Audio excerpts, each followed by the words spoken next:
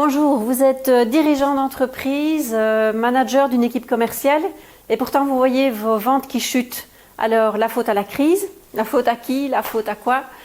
Si vous voulez relancer vos équipes, si vous voulez retourner la vapeur et faire partie de ces entrepreneurs qui bougent, suivez-moi quelques instants. J'ai moi aussi géré des équipes commerciales et je suis fondamentalement convaincue que la vente, même en temps de crise, c'est avant tout une question d'attitude, de relation avec vos clients et de création de valeur. Nous sommes quand même dans une situation très difficile.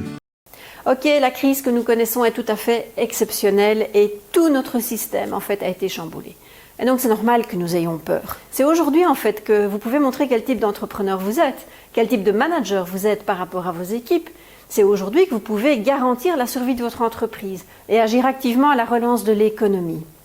La réussite de l'entrepreneuriat a toujours été liée à la capacité de son entrepreneur de réagir face à un marché changeant et de se réinventer.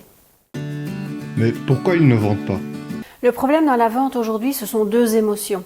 C'est la peur d'une part et la culpabilité. Ce sont vraiment deux croyances limitantes. Ainsi, vous allez entendre vos commerciaux vous dire qu'on ne peut pas aller chez les clients maintenant parce que de toute façon, ils n'ont pas de budget.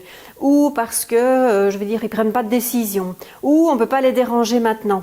Et donc, c'est vraiment, des freins qu'ils se mettent et qui ont pour conséquence que, non, je vais évidemment pas en visite chez mon client, mais surtout, je prends pas trop contact non plus et je vais certainement pas lui proposer mes services à l'heure actuelle. Il doit y avoir des choses plus importantes que ça pour le moment, bien entendu, la santé avant tout.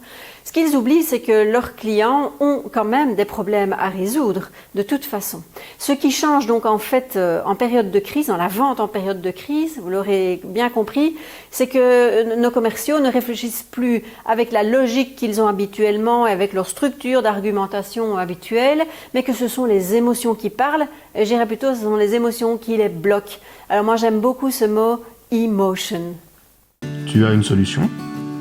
Alors ces fameuses émotions, emotion, moi ça me donne juste envie de bouger et c'est ce qu'il faut faire face à ces émotions. Il faut les faire bouger, il faut les laisser s'exprimer, mais elles doivent à un moment donné être un moteur en fait pour entrer en action. Il y a des choses que vous ne pouvez pas changer, mais il y a des choses effectivement sur lesquelles vous avez une influence et il y a des choses dont vous pouvez décider vous-même. Et agir, c'est une de ces choses-là. C'est vous qui décidez de bouger ou pas. Alors j'ai une proposition à vous faire. Je peux vous aider, je peux aider vos équipes et du coup je peux même aider vos clients. J'ai un programme d'accompagnement des équipes commerciales que j'ai complètement adapté à cette situation tout à fait exceptionnelle. Allez, raconte-moi. Alors ce programme, il a pour but de créer la proximité commerciale malgré la distance sociale. Parce que ça, c'est bien une des particularités de la crise maintenant, c'est que nous ne pouvons pas aller en visite comme nous le faisons d'habitude. Alors j'ai pensé à 4 thèmes, 4 actions pour passer, de cette émotion qui nous bloque vers un plan d'action réel où nous retournons vers les clients. Donc 4 thèmes que j'ai intégrés dans ce programme. Et le premier, il concerne ces émotions barrières. Je vous ai parlé de la peur, de la culpabilité. Je voudrais qu'on en parle. Je voudrais surtout qu'on agisse dessus. Je voudrais que vos équipes se rendent compte de toutes les compétences qu'elles ont, toutes les forces qu'elles ont et qu'elles puissent utiliser ça en fait pour dépasser leur peur et entrer en action. Le deuxième thème consiste à adapter la création de valeur. Il n'est pas question d'aller chez le client avec les mêmes arguments que d'habitude. Il faut effectivement aller chercher tous les avantages, les bénéfices que votre client ressortira de votre proposition pour pouvoir, le motiver à acheter vos produits.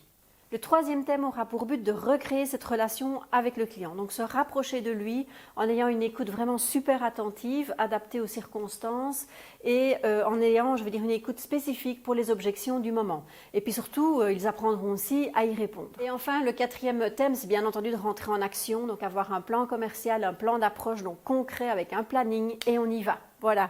Alors, je vous dis encore que j'ai prévu 3 niveaux de formation. Ça, vous pouvez vraiment choisir en fait celui qui vous convient le mieux. Je vous mets le lien vers ce programme ici ou là. Enfin, je sais pas. Je vais le mettre en tout cas sur la vidéo. Et puis, je suis impatiente de vous rencontrer, de faire votre connaissance. À très bientôt, j'espère, et bonne vente surtout.